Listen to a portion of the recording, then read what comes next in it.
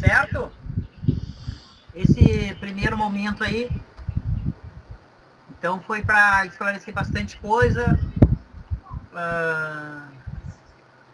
Vimos o calendário, certo? Até deixa eu ver de novo o calendário aqui, né, cara? Hoje é dia 10, então hoje está abrindo a segunda avaliação. Gente, não percam o prazo dessas avaliações, certo? Então, quando você clica lá, ele aparece ali, avaliação aberta até o dia tal, certo? Não percam o prazo. Outra coisa, olha só. Pode ocorrer que, às vezes, tem uma questão ali que tu acha que a resposta que eles estão pedindo está errada. Tu leu no livro e a resposta ali é outra. Se vocês acharem qualquer coisa assim dúbia, vocês podem abrir um chamado, fazer um requerimento ali de anulação ou uma reavaliação daquela questão e eles vão verificar, ok? Isso aconteceu na turma de quarta-feira. O cara tinha errado uma questão e disse, poxa, eu errei a questão, professor, mas no livro aqui, página tal, daí tirou o print, mandou para lá e eles anularam a questão e aumentaram a nota dele, ok? Então pode acontecer isso aí. Pode falar, Carol.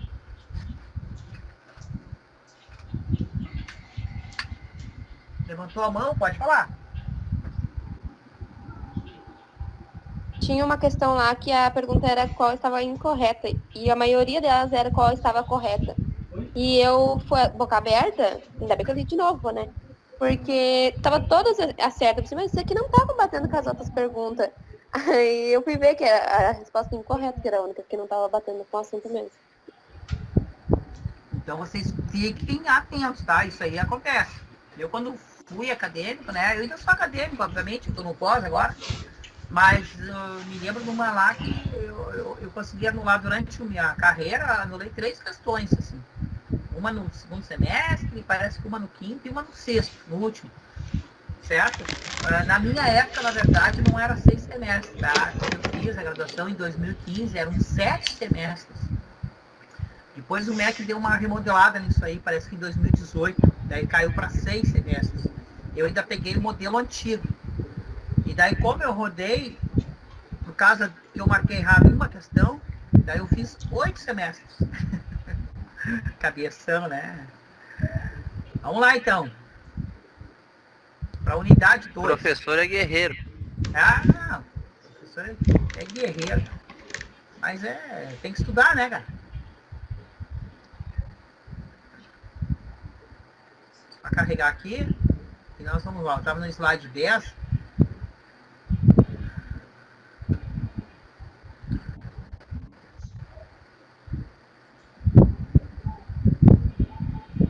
Então, o que é a educação à distância, certo?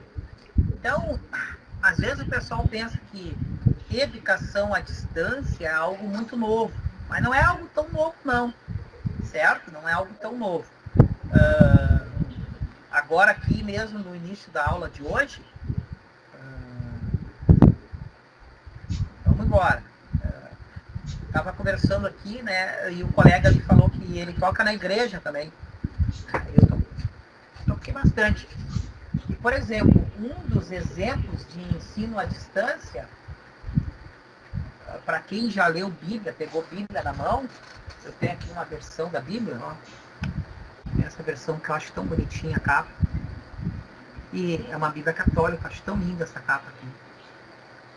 Por exemplo, eu sou pós-graduado em teologia. Se tu for estudar a Bíblia, o Novo Testamento, todo mundo já ouviu falar no apóstolo Paulo. O pessoal nunca precisa ter ido numa igreja, mas já ouviu falar no apóstolo Paulo, que é um dos escritores do Novo Testamento. O apóstolo Paulo, escritor do Novo Testamento, ele já usou uma técnica de ensino à distância. Vocês sabiam? E está no início daquilo que ele escreveu. Pode falar, Daniel. Na questão do ensino à distância, eram as cartas, né? As igrejas. Isso, né? as epístolas em grego. Exatamente. Ele não tinha como estar corpo presente. Então ele escrevia e dizia, eu, Paulo, de próprio punho escrevo, né? Para os que estão reunidos na cidade de Roma. Não, e fora que ele falava 3, 4 línguas diferentes também, né? É. Grego, romano, hebraico, aramaico. Eu li um livro muito bom, tá? Nos Dias de Paulo, que é um livro histórico, que conta ali uma pesquisa da vida dele. Isso aí, né? Então, Paulo já nos deixa um exemplo, que essa medida já foi tomada, já nos primórdios da história humana, de escrever para quem está longe, ok? Então, e ali ele conta, inclusive, né? Aqui não estou dando aula nem de religião, tá, pessoal? Longe de mim aqui, só é o exemplo. Por exemplo, ele tem a carta a Romanos, que ele diz assim, eu estou aqui, eu não tenho como ir até Roma, mas escreva essa carta para vocês que estão aí em Roma. E Febe, que é uma moça, né, Febe, que está indo com a família dela para Roma, né, está sendo a portadora. Então ela era, digamos assim, a carteira ali, com a carta na mão, levando para o pessoal que estava reunido lá na cidade de Roma, que ele estava distante. Então, e ali os ensinos, é bom que vocês façam assim, que vocês ajam assim, os ensinos. Então já o ensino à distância não é algo assim tão novo. Numa era mais nova, mais remota, nós já vamos ter lá, né, os indícios do ensino à distância em 1724, que é quando aparece novamente, certo? Mas nós vamos estudar a história da humanidade, nós vamos ver que em vários pontos dispersos houve ensino à distância, mas essa é uma data mais aceita por todos. Beleza. Isso aí, tocamos ficha. Mas agora tu sabe de onde veio o Estado laico, né, Luiz? Sabia que era da Revolução Francesa? Eu também prefiro o Estado laico, tá? Eu também prefiro o Estado laico. O Estado é a administração e a religião é espiritual, né? É outra coisa. Eles têm que ser separados. E foi lá na reforma, na Revolução Francesa que tomou força, né, a separação. Ok? Então, sempre o ensino à distância já é uma praxe humana há muito tempo, certo? E eles, então, temos esse exemplo histórico. Então, nós vamos entender o que é a educação à distância. Porque muitos pensam assim, isso aí eles inventaram agora na pandemia. Muitos pensam. Mas a própria lei, a legislação, a legislação do ensino à distância, nós vamos ver hoje aqui, cara, ela não é nova, velho. É uma lei de 96 já. Então já é um tempo, né, cara? A gente está na 5ª geração hoje, né? Isso! Daí nós vamos ver, né, o estudo de sociologia, né? Bauman fala muito dessa 5ª geração.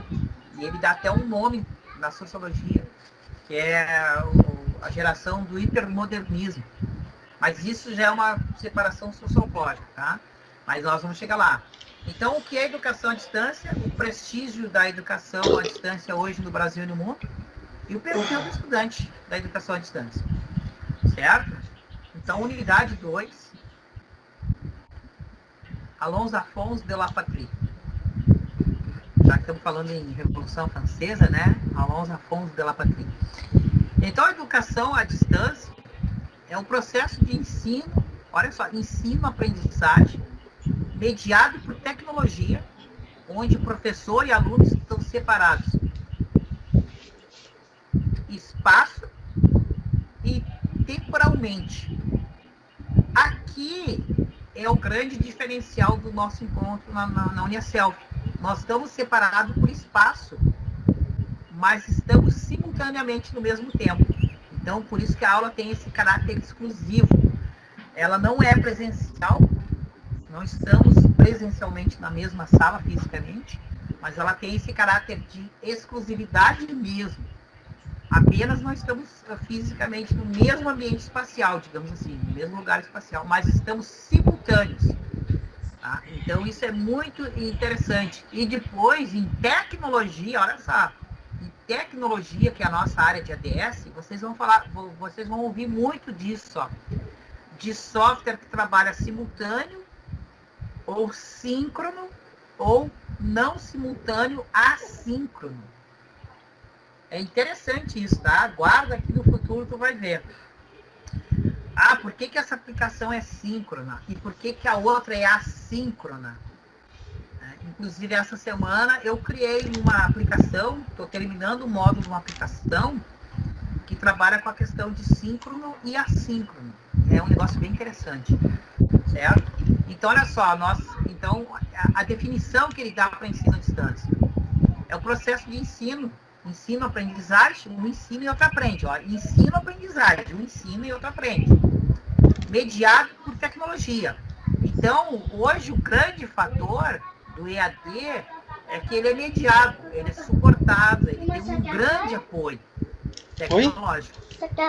Tá? O pai tá na aula ainda, o pai só sentou porque tá com dor na barriga, tá? Separados espacial ou temporalmente. Então, ele começa com essa definição. Já segundo Maia, há um consenso mínimo em torno da ideia de que EAD é a modalidade de educação que as atividades de ensino-aprendizagem. Vocês veem que sempre assim, é um processo de ensino-aprendizagem, porque tem um ator pedagógico envolvido e tem um outro ator pedagógico. Então, nós temos aí um professor e um acadêmico, um estudante, certo?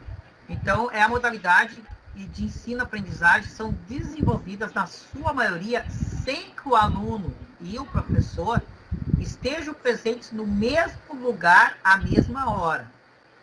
Então, eu creio, tá, que foi aqui foi o grande diferencial da Uniaselv em fazer todo esse empenho, toda essa força, esse treinamento, essa legião de professores que transmite a aula.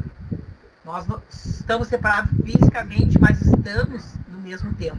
E isso é toda a diferença. Eu, como aluno, cara, eu sei, porque eu já participei e participo de alguns cursos que são gravados. E é horrível. Sinceramente, um curso gravado é horrível, né? Quem é que gosta de um curso gravado? É bem complicado um curso gravado. Tu não tem ali a simultaneidade com o professor. Certo? Então nós podemos estar aqui, cada um está na sua casa, no seu conforto, em cidades totalmente separadas, né? Mas nós estamos simultaneamente agora nesse tempo juntos.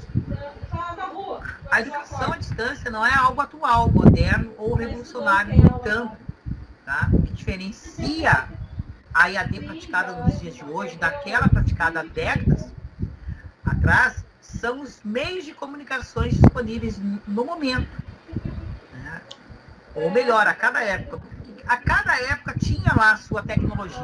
Tecnologia sempre existiu tecnologia. Ok? Nós temos já computador de Arquimedes, que data de 200 antes da era cristã. Existia um computador manual. Claro, obviamente que aquele computador de Arquimedes que tu vai ver hoje é um negócio que parece de criança, perto do nosso computador. Mas naquela época era uma ferramenta que ele usava ali, inclusive, para controle das Olimpíadas. Ok? Depois dá uma pesquisada aí no computador de Arquimedes.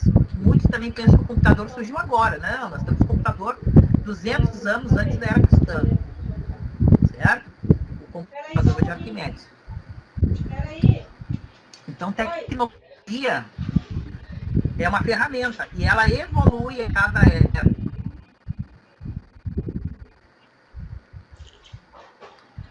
Nós vamos ver. Calma aí que nós vamos chegar no conceito de computação, tá? A computação é uma ferramenta. Isso. Computação tem a ver com cálculo. Só que hoje ele faz cálculo, mas a gente não vê esse cálculo. O cálculo fica no processador. Nesse momento ele está fazendo zilhões de cálculos. Mas nós estamos só recebendo, né, a transformação desses cálculos. Continuando aqui. Então, aqui ó, tá o que a colega estava falando, né, das gerações da educação à distância. Então, há gerações, a primeira geração, a segunda geração, a terceira, a quarta e a quinta geração. E cada uma delas tem as suas características próprias desse momento. Velho, não se preocupa que quando nós chegar em codificação binária, tá? Tu vai entender bem direitinho esse negócio aí, porque eu vou mostrar para vocês, nós vamos entender como que são feitos os cálculos e como que está acontecendo os cálculos agora. Deixa eu botar o print lá na tela, né? Porque às vezes o pessoal fica sem. Então aqui nós temos um quadro. Esse quadro é interessante que vocês analisem, tá? A binário é show de bola, tá? Então é o seguinte, a primeira geração é aquela que eu dei o exemplo, tá? Já por correspondência. Então é o seguinte, ó. E eu tenho um livro aqui muito bom também, chama-se A História do Mundo. Esse livro é uma linha de tempo da história humana. Então, por exemplo, Correios a gente tem já notícia de que ele era usado há 3.000 anos atrás na China. 3.000 anos atrás já existia correio na China, cara. Então já existia. Porque a primeira geração não era por correio? Era por correspondência a primeira geração. Isso, é. Então a correspondência, eu só estou contando a história, que a correspondência, apesar de ser correio também, que correio não é algo tão novo, né? O pessoal às vezes pensa, correio começou em 1900. Sim, a organização dos correios no Brasil como empresa, mas correio é uma coisa que tem 3.000 anos, que a gente sabe na história humana. Okay? Organizado. Ok? Então os caras na China já tinham correio 3.000 anos atrás. Aqui então, o correio é desorganizado, tu nunca consegue nada. Não, nem me fala, né? Vou falar em correio, Bria.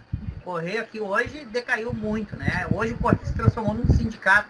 Os caras só vão pra lá gritar e fazer greve e não precisa entregar carta. Nem vamos falar, senão dá tristeza, né? Certo?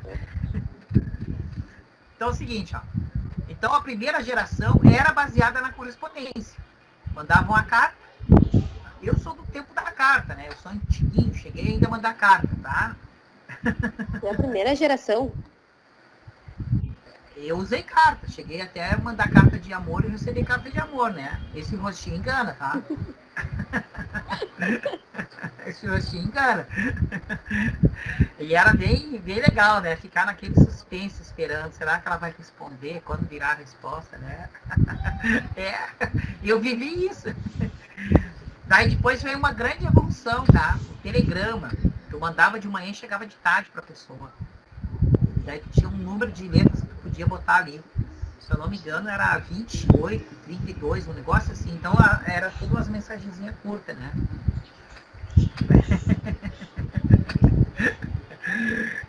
Exatamente, era um SMS do correio. Então a primeira geração foi baseada na correspondência, ok? E daí nós temos um histórico lá de 1724 já. Isso, os persas. Valeu, Matheus, exatamente, cara. Os chineses, os persas, os persas, para quem não sabe, hoje é os iranianos, tá? O país do Irã, que é a Pérsia trocou de nome. E, cara, Babilônia também tinha. Isso os mais antigos, certo?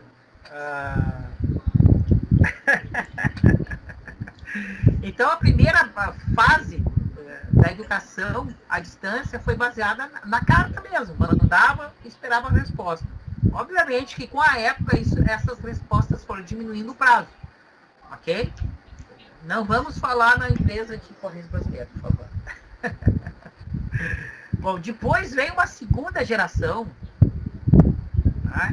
Que é essa geração que teve um contato com o tubo, certo? Não era YouTube, era o tubo, tubão, assim, certo? A televisão, a partir da década de 50, ela de fato entrou dentro de casa e transformou a sala da casa na peça mais cobiçada depois da cozinha. E mudou o hábito das famílias.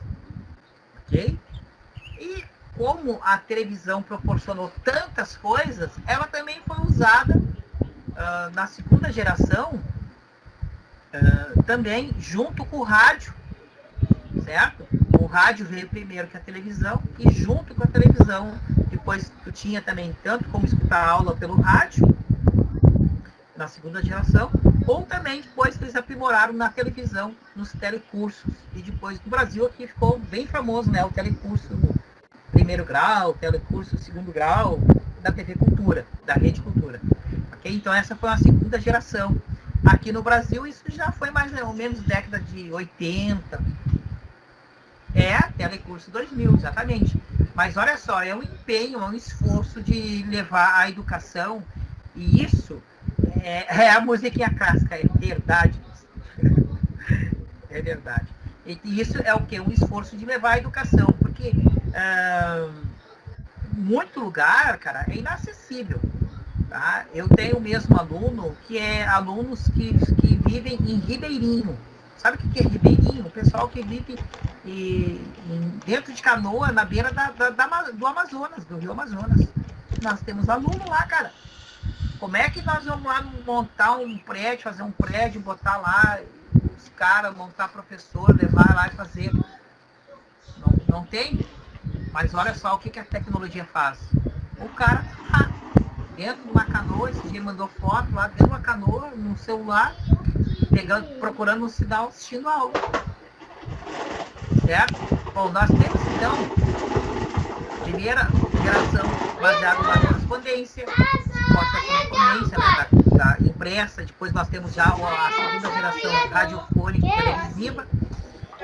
E agora, a partir da década de 80, mais ou menos no fim da década de 80 para a década de 90, e isso é um período que eu vivi bem, tá? Um período que eu experimentei muito na minha vida, porque eu sou da década de 70, então a década de 90 foi uma década de transição. A gente estuda isso, tá? Em geração, a gente chama isso de transição. Eu sou a geração X, que eles chamam, X de transition, para a geração Y, que vai ser de internet. Houve uma mudança no hábito. O PC, o computador, entrou nas casas. Ok? Então, no fim da década de 90, precisamente entre o ano de 96 ao ano de 2000 no Brasil, foi o grande boom do PC. Esse ano, por exemplo, o PC, né, nesse hiato de 4 anos, o PC se transformou no eletrodoméstico mais vendido no Brasil. Tá? Ele passou a televisão nessa época e passou a geladeira, que são os campeões de vendas, certo? E o PC, cara, entrou nas casas na virada do ano 90 para o ano 2000, entre 96 e o ano 2000 ali, mais ou menos. E aí o que aconteceu? Ele trouxe mais recursos que foram utilizados para uma educação à distância, e agora entra uma era de multimídia, certo? Quem nunca botou um CD? Claro, menos a Carol, porque ela tem 18 anos, né? Então ela nem sabe o que eu tô falando. Mas eu já coloquei CD, cara. Olha aí! Você manifestou na hora. Meu só. Olha aí. Então, se lembra do conjunto multimídia? Vinha até escrito nos computadores. Leve o computador para casa, para sua casa. Conjunto de multimídia. Um microfone, caixa de som acoplada, PC CD. da Positivo. Cara, as propagandas tu vê, né, cara, de derrubar, cara, o PC naquela época, R$4.000. Isso, os clássicos 3 em 1. Então, cara, foi usado isso também como ferramenta de educação à distância, ok? Um CD, depois o CD foi substituído pelo DVD, certo? Então essa é a terceira geração. Já tem olha só, a terceira geração, agora que eu quero que vocês prestem atenção, cara. Olha só, que às vezes tem uns caras, obrigado, Leonardo, kit multimídia. Valeu pela lembrança da palavra. Tava escapulindo a palavra aqui da minha memória. Agora, olha só, aí que eu quero agora, da terceira em diante, que eu quero chamar a atenção de vocês. Tá? Da terceira em diante, nós vemos já, só na terceira já entrou o computador. E tu vê que na quarta e na quinta, o computador só se aprimora, meu velho. Só se aprimora. E a influência dele é muito maior agora. Tá entendendo? Que loucura. Então, velho, da terceira geração em diante, cara, ele se enraiza cada vez mais.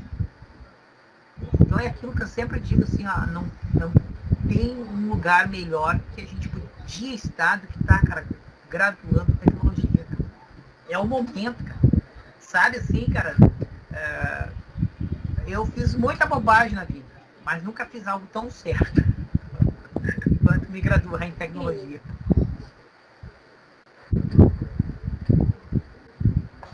Então a terceira é exatamente com a introdução do PC nas casas. A quarta chama-se o e-learning.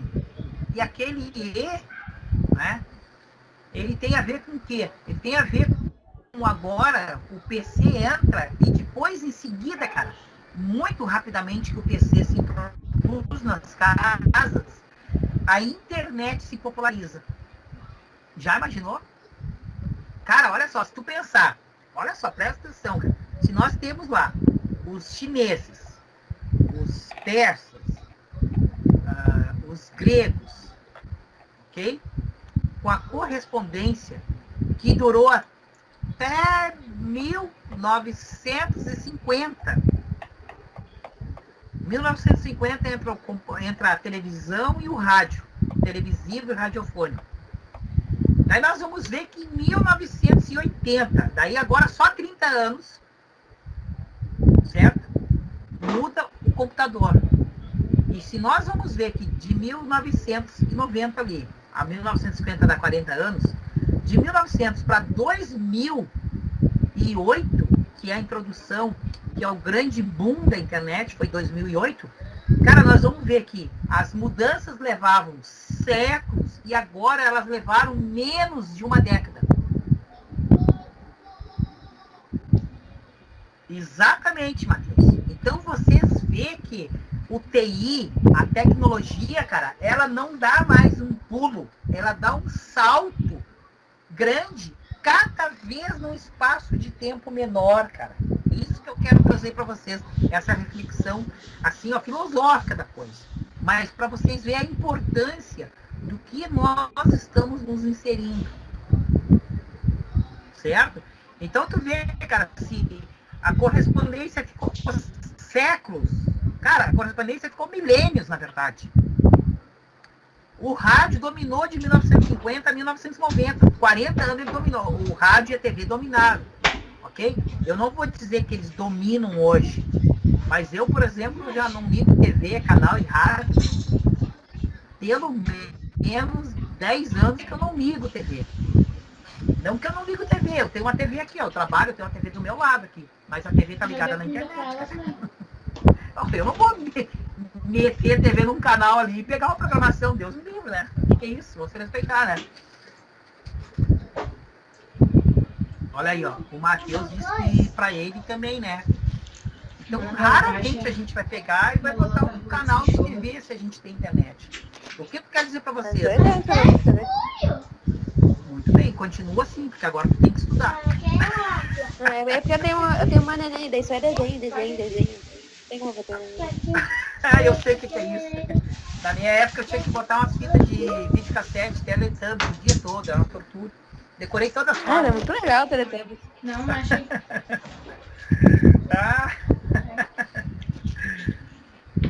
Tá só um pouquinho, ó, cheio, rádio também não, faz muito tempo que eu não ouço. Eu não tenho paciência para escolher, né? TV de coração, sim, TV eu só comprei eu tenho uma aqui a minha aqui, eu comprei o Alexa, botei a Alexa nela e deu. Só serve para mim pegar a internet nela. É exatamente, a TV acaba sendo segunda tela, alguma coisa assim, mas TV mesmo, canal, tá louco. O que é isso? Vamos se respeitar, né? Mas o que eu quero dizer para vocês? Que as mudanças levavam muito tempo. E hoje elas são, ó, certo? Exatamente, ó. Então nós temos ali o e-learning, certo? Que é uma multimídia colaborativa, internet, tá? Ela foi super relevante. Olha só ali, cara, as datas que ele botou. Claro que a data ali da correspondência eu falei dos chineses, falei de Paulo, falei dos persas, certo? Eles botaram uma data mais ou menos ali. Mas tu vê, cara, a data, os espaços estão cada vez menor, cara. Cada vez menor, cara. E por fim nós chegamos na 5ª geração, tá? Que é o M-Learning, ou Mobile Learning, móvel. Hoje, porque o PC, cara, ele chegou e ficou num canto da casa. Então, ele tirou lá o glamour da televisão que estava na sala, e aonde estava o PC se transformou no point mais disputado da casa. Eu não sei se alguém teve horário para usar o PC. Alguém passou por essa experiência? Agora é a tua vez, agora é a vez do teu irmão. Alguém passou por isso?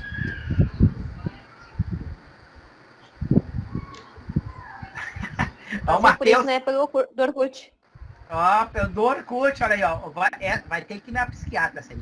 O Matheus, essa aqui, papai tem um psiquiatra. Traumatizado por essa vida.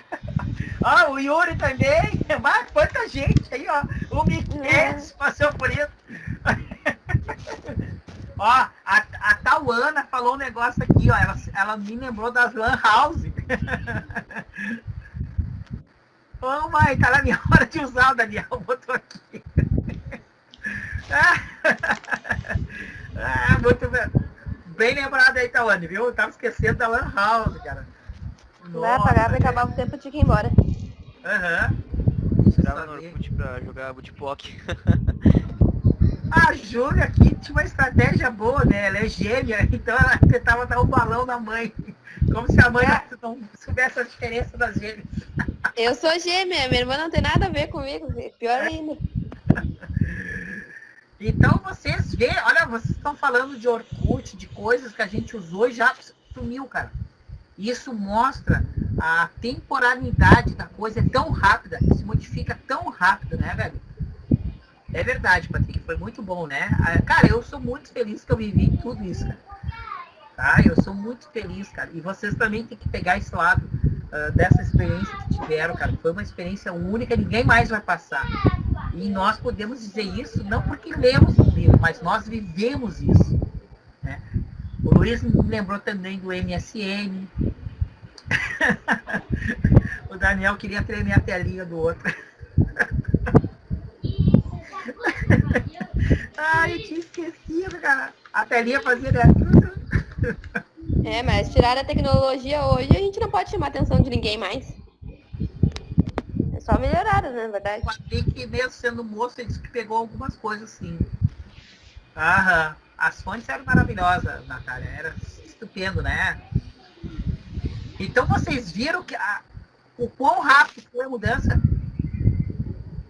O quão rápido foi a mudança? Uma loucura, né? E então é nisso que nós estamos envolvidos, gente. Certo? Esse suporte cada vez mais rápido da coisa. Tá? Então, vamos em frente. Então, e-learning, tá? Foi o responsável pela 4ª geração. Tá? Ele proporcionou disseminação do conhecimento de informação para todos os alunos. Então, agora o aluno não precisava mais ter só um PC. Ok? Ele tinha para botar um DVD, um CD, porque agora o e-learning trouxe a internet, a web, a ligação da web. Tá? Depois aqui, ó, no segundo parágrafo, né, o Pelissoli e o Loyola falam do mobile learning, do M-learning. É uma mobilidade ainda mais avançada, ok? Por quê? Porque olha só aqui, ó. Tu leva na mão aonde tu quiser, né? Claro que esse aqui tá meio grande, tá? Tudo bem, mas eu tenho um outro aqui que eu tô usando para transmissão, ó, que já é menor, certo? Então, olha só, 2008, depois nós vamos estudar bem a fundo, tá? 2008 foi essa grande mudança do mobile learning, ok? Depois nós vamos estudar bem a fundo, você não se preocupe, tem disciplinas sobre isso.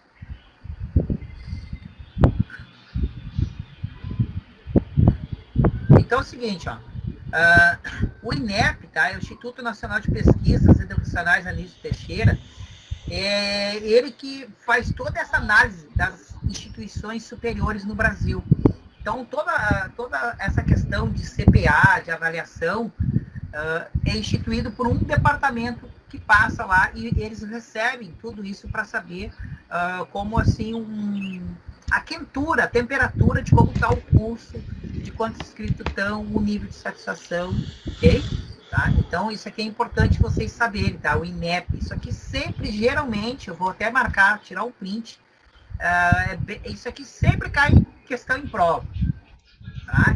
É muito difícil eles não perguntarem alguma coisa na prova sobre o INEP, tá? Porque ele é um dos órgãos mais importantes do ensino superior no Brasil, ok?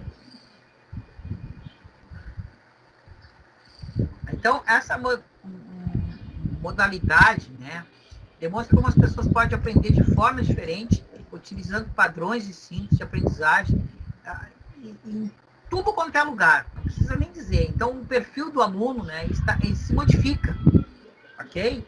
E óbvio, né, gente, o pessoal que produz, agora não só a pedagogia do ensino que está por trás, mas o que a gente tem que ver também? A gente tem que ver condição de inclusão digital.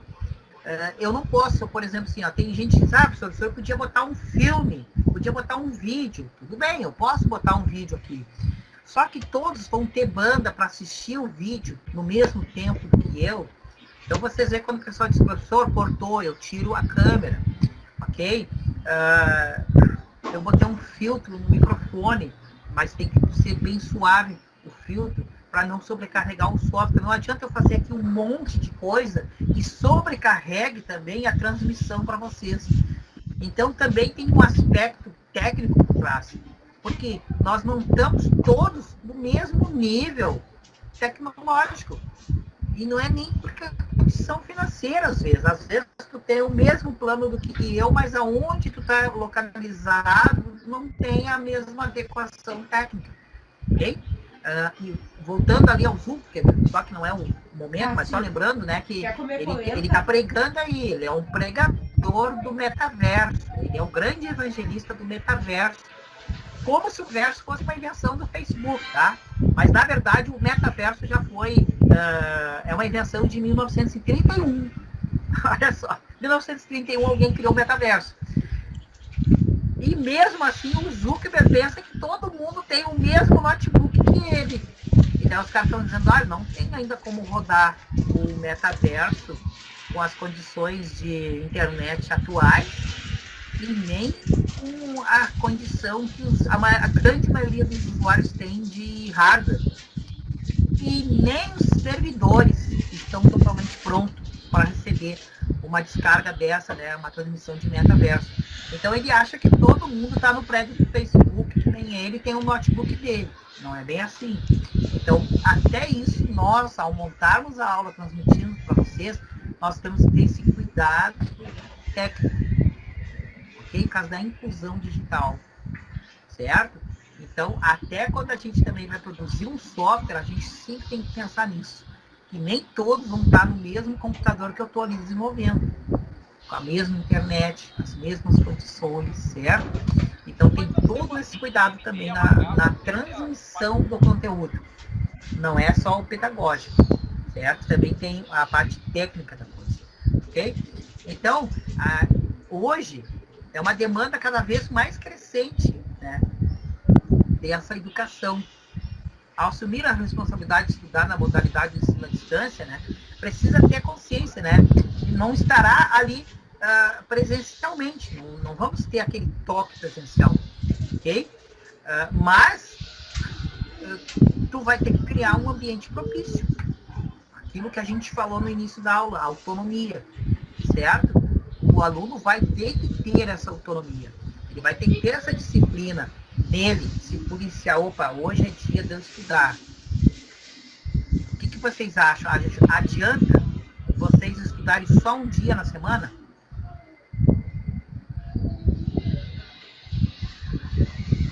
Adianta estudar só um dia na semana?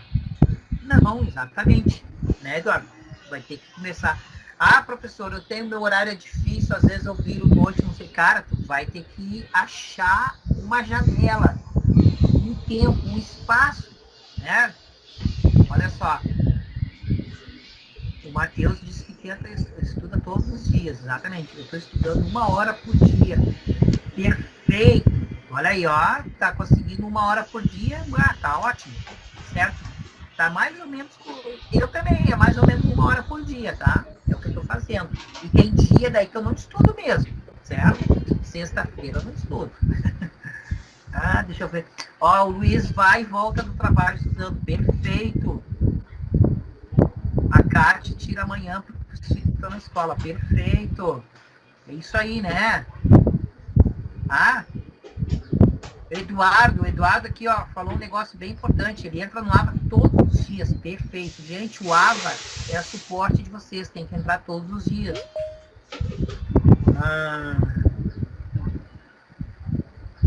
Deixa eu só ver aqui. Eu estudo todo dia, mas estou pegando pesado algoritmo. Aí, isso aí, Bruno. Pega pesado que vai valer a pena, né? Marcelo está estudando 2 horas por dia, exatamente, tá? Outra coisa, tá, Marcelo? Estuda 2 horas por dia, perfeito, se tu tem esse tempo, mas não estuda 2 horas seguidas. Gente, um dos segredos é tu estudar 1 hora e fazer uma pausa, certo? Sempre tenta fazer uma pausa, não tenta fazer direto 2, 3 horas, que não adianta muito também, ok? A gente tem que sempre fazer uma pausa. O intervalo, ele tem um valor pedagógico, tá? A gente chama de espaçamento. O próprio cérebro nosso precisa, porque senão, vocês se lembram que eu mostrei a aula passada, né? O límbico, ele vai recebendo informação. Então, quando tu dá uma pausa naquilo ali, ele dá uma organizada. Senão, tu só joga, daí ele... não se organiza. Aí, beleza. Ah, o Patrick tá estudando 1 hora por dia. Cara, 1 hora é perfeito, cara. E tem um dia que tu vai fazer a tua diversão, né? Eu também, sexta, hoje não estudo. Ok? Então, a gente tem que ter isso, cara. A nossa meta é pra gente, que a gente quer alcançar, ok? A gente precisa estabelecer uma meta e cumprir a meta com a gente. Se a gente mentir, a gente está mentindo pra gente. Não adianta a gente mentir pra gente. Exatamente, né? É isso aí, Bruno. Exatamente. O que eu tô vendo aqui, que o pessoal já tá procurando o seu ritmo. Que legal, já tá procurando, é isso aí, tem que achar. É claro que sempre tem que ter visto, né, gente? Vai que um dia que programou e não deu para estudar. Ninguém vai ser preso, tá, gente? Ninguém.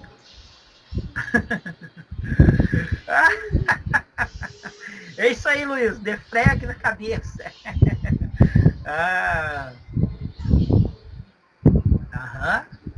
Beleza, né?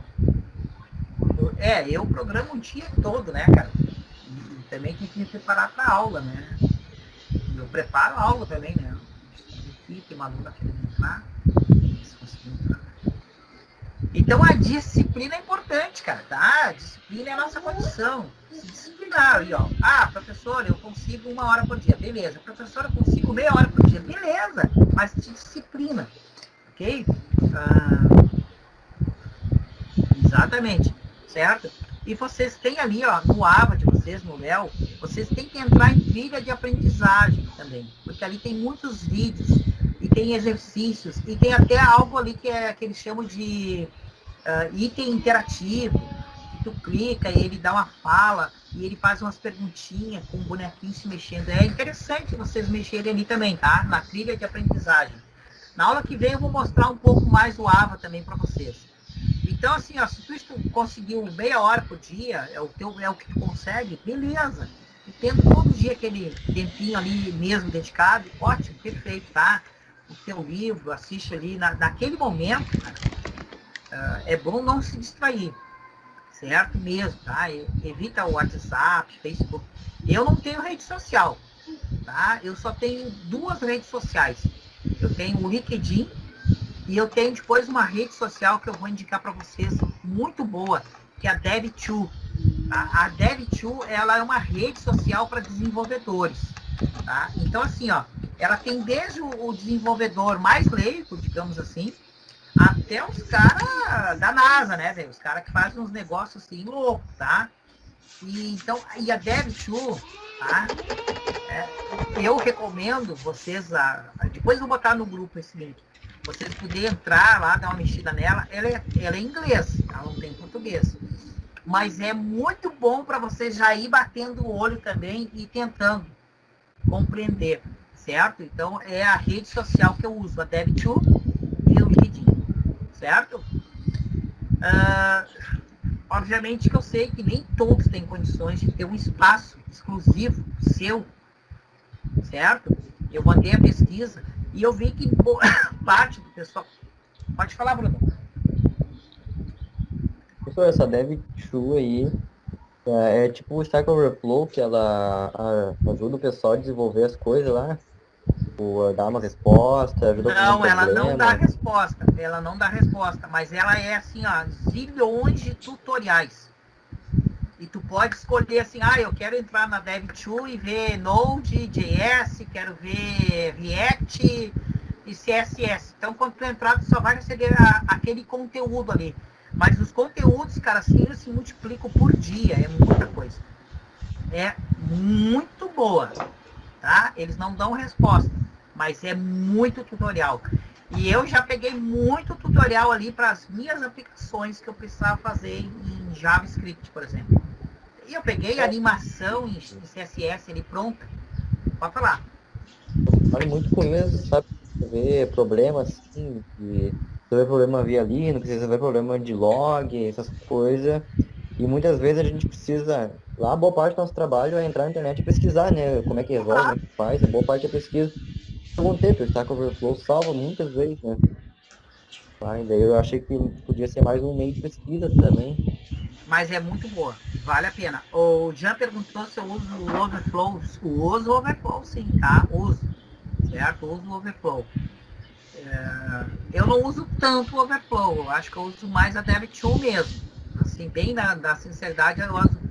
Hoje eu acho que eu nem entrei no Overflow nem ontem, mas a DevTool entra todos os dias.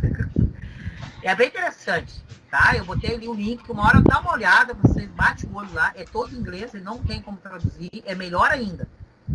Porque aqui o colega falou que um dos trabalhos é pesquisar, e ele pode dizer, né, que um inglês básico faz falta sempre.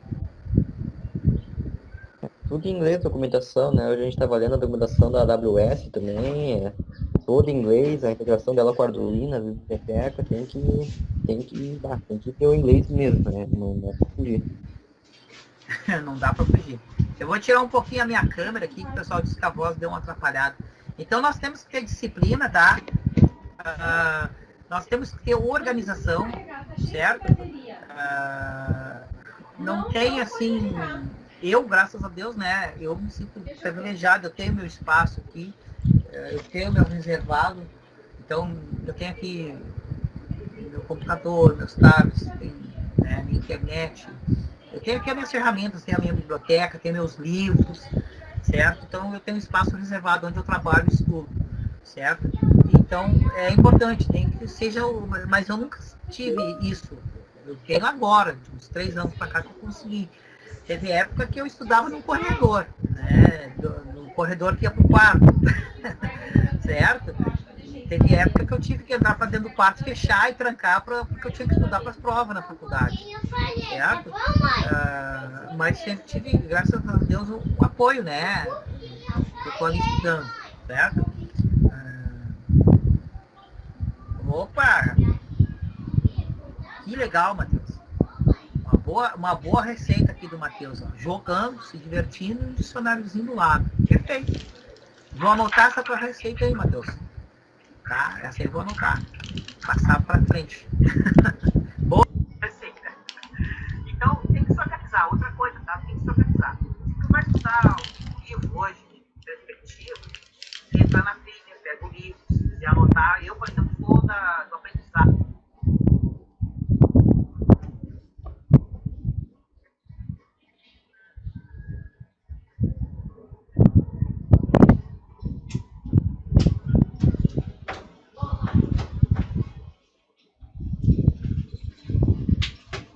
banana molhou?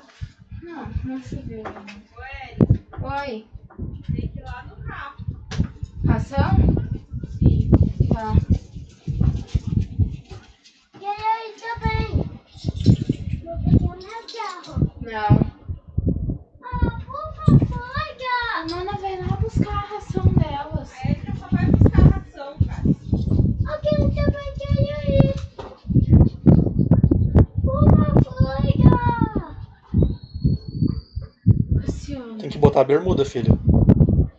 Não pode ir de cueca. Todo mundo vai rir? Pede pra mãe botar a bermuda. Vai rápido. Tá bom. Vou te esperar. Não incomoda a Erika, que a Erika vai estar com saco. Ração pesada. Tá ouvindo? Oi.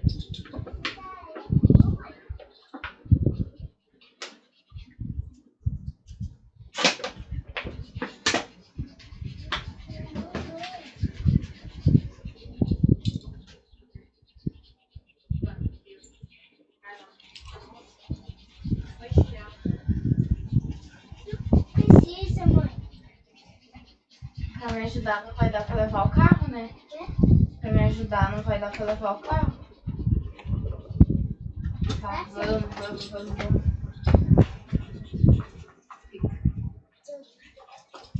Vai, Cassiano.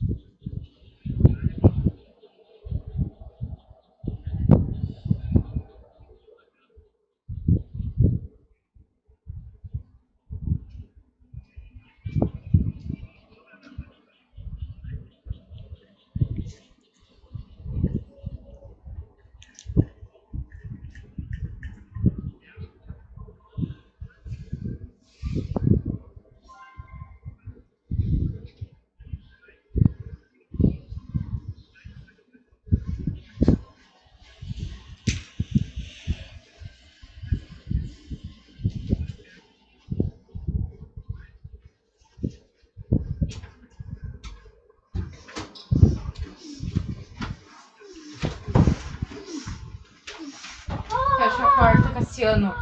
Cassiano, antes que a Lola saia.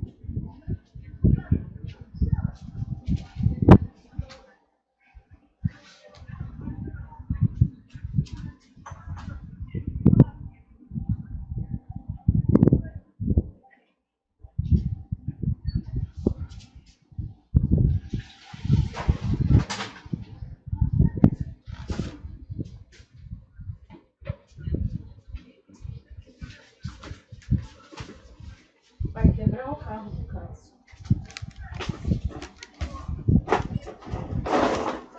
Cassiano vai fazer o xixi. Tira do irmão.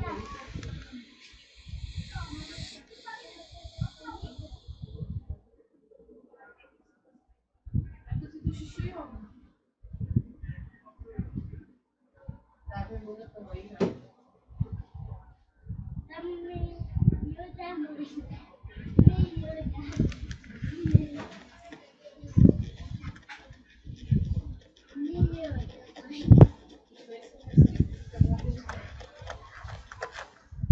Não tira, cara. Não tira, cara. Ah, senta aí que eu vou levar. Tá xixi.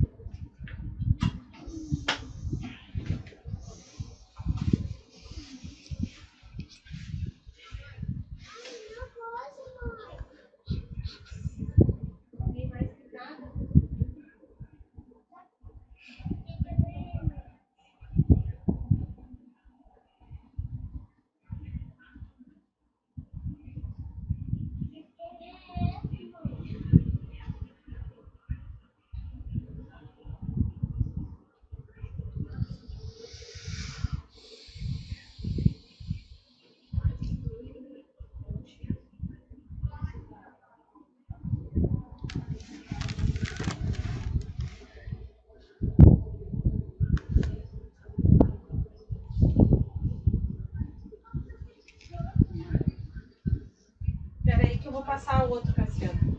Que aqui não tá bom.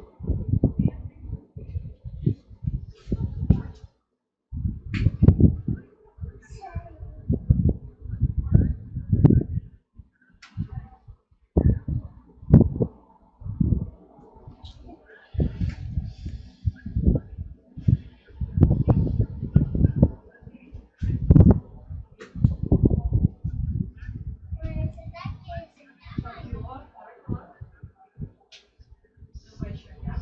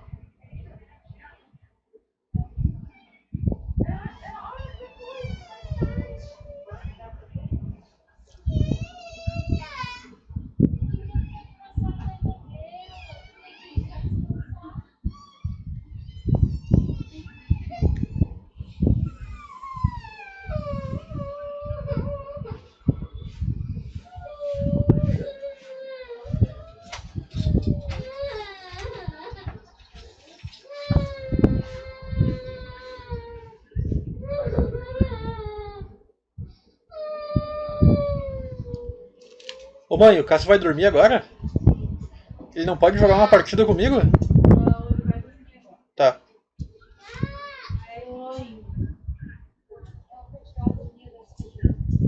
Tira aqui e vem dormir.